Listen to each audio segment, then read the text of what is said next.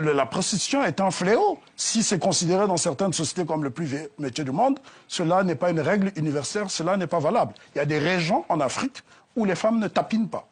Je tiens à le dire, je suis catégorique. Et ça, je peux le prouver en image. La première prostitution, elle est intellectuelle, elle est spirituelle, elle est... Disons que la prostitution intellectuelle, c'est une fois qu'on est soumis.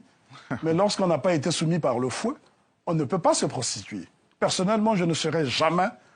je ne pourrais jamais me prostituer intellectuellement. Des possibilités, des opportunités, j'en ai eu, mais je ne le ferai pas pour la bonne et simple raison, j'ai une formation initiatique. Se prostituer, c'est quoi? Se prostituer, c'est comme ce qu'on appelle aux États-Unis, pour parler de la prostitution intellectuelle. Oui, oui. C'est se renier et valoriser toujours ce qui vient ailleurs. Je suis souvent surpris lorsque je me retrouve dans certains colloques avec des collègues qui passent leur temps à paraphraser des auteurs grecs ou allemands qui, pour la plupart, sont négrophobes, d'ailleurs. C'est cela, la prostitution intellectuelle. On veut citer Montesquieu sans savoir ce que Montesquieu dit sur les nègres dans l'esprit de loi. On veut citer Hegel sans savoir ce que Hegel dit sur l'histoire de la philosophie. Parce qu'il a laissé des réflexions. Il faut lire ces gens-là pour comprendre. Et ça, c'est de la prostitution intellectuelle. On a beaucoup d'intellectuels africains. Lorsqu'on leur pose la question, quelles sont vos premières influences ? Vous ne les verrez pas citer un seul Africain ou un auteur de l'arrière-pays, alors que l'Afrique fourmille de grands penseurs. On a Tcherno Bokar qui a formé l'un des meilleurs littéraires africains qui est Amadou Ampateba. On a Waka Misoko qui a formé le regretté Youssouf Tata Sissé qui est l'un des meilleurs anthropologues africains de tous les temps.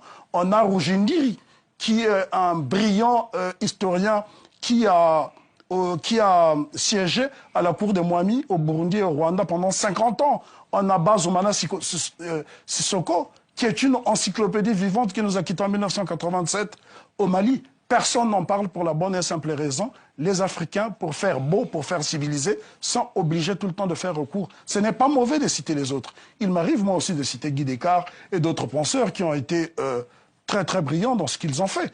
Mais seulement, les penseurs africains sont toujours mis de côté comme la femme. La véritable difficulté pour ces personnes, c'est que l'Africain est éduqué pour être hostile à sa propre culture, à sa propre personne. Donc lorsque, par exemple, on donne l'exemple du vaudou, les gens vous diront que c'est du fétichisme, c'est dangereux, et il ne faut pas... Donc les gens n'osent même pas avoir la curiosité intellectuelle de voir ce qui se passe. Je ne suis pas comment dirais-je, un adepte du vaudou, mais en tant qu'observateur, j'ai pu voir comment ça fonctionne. Des femmes qui dirigent des cultes, c'est quand même impressionnant. Il y a eu un débat en Angleterre qui a fait couler beaucoup d'encre. Je connais très bien la Grande-Bretagne.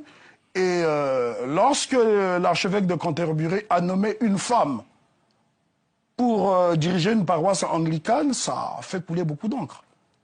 Alors que chez les Africains, ça passe comme une lettre à la poste. Donc je parle de l'Afrique traditionnelle, l'Afrique stable.